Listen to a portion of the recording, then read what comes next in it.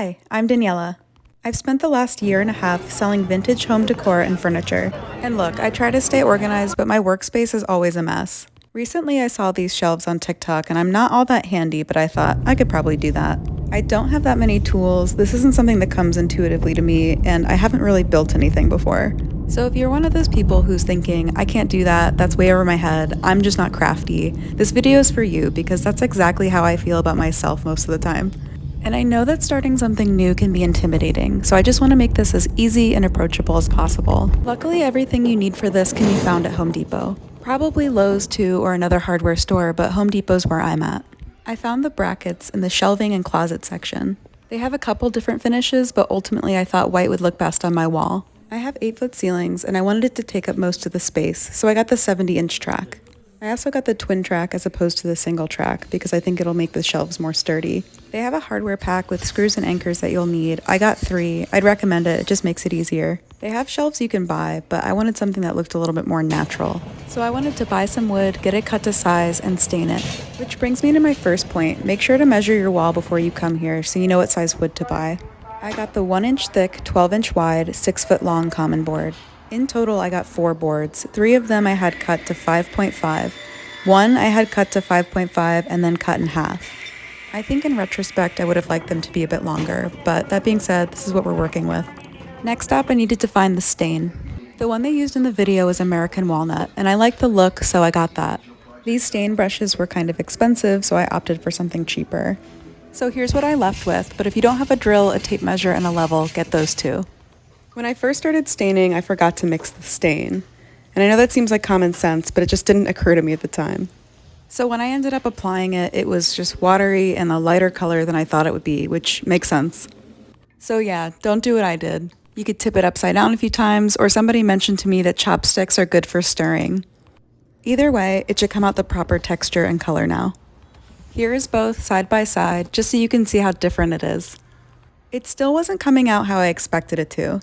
And that's when I found out that in order to get the look that I'm going for, I need to wipe off the stain after I apply it with a rag or a paper towel. Okay, so here's what it looks like after I wiped it down after painting it with a paper towel. Like I wiped it down before it dries. Looks normal, right? And then the one that I painted, it's like way darker. But you know what? It'll be a two-tone situation. It'll be like it has a shadow effect. Yeah, it'll be great. So with pine especially, which is the wood that I'm using, it can be prone to blotchiness or an uneven stain. So if this is something that you're concerned about, there's a couple things you can do to prevent it. You can sand the wood first and/or use a wood conditioner. But honestly, since these are going to be shelves, I wasn't too worried about the consistency. There's going to be books and plants on top of it, so most of it you can't really see anyways, so I just didn't want to create more work for myself. Anyways, after all is said and done, I think these came out pretty okay.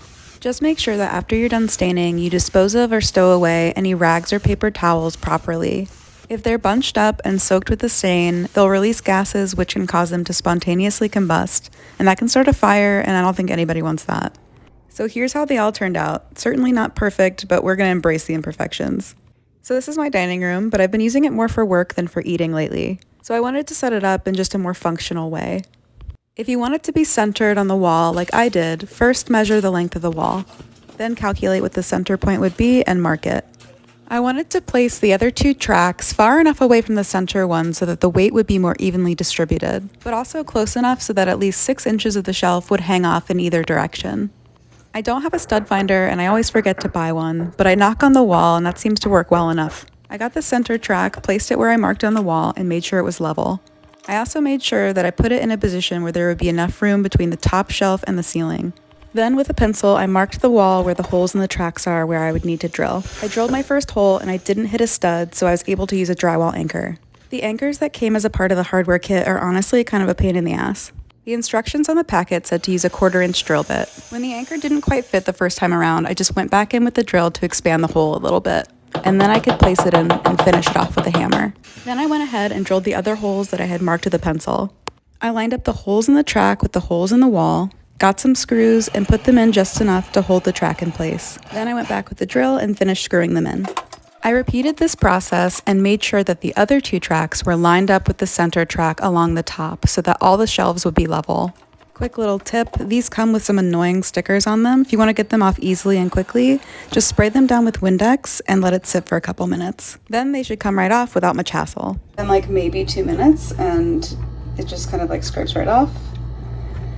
And yeah, I know Goo Gone does the same thing, but this is less messy in my opinion. Goo Gone just like gets real oily, and this you can just wipe up real fast. And then if there's any remaining residue, just like wipe it off with a rag and you're good to go. Next, I got the brackets, which just kind of hook into the tracks really easily wherever you want them to go. I got my first board, put it at the top, and measured either side to make sure they were equidistant from the brackets. Then I began screwing them in. This was primarily why I chose to buy the twin track. The single track didn't have a space for these to screw in. This is also why I decided to buy the hardware pack. It comes with the right size screws to be able to fit through the brackets and go through the wood just enough to hold it in place. But if you want to buy your own anchors and screws, you can do that too. You would need some 1¼ screws and also 2-inch screws. Then I just went ahead and finished off the rest of the shelves.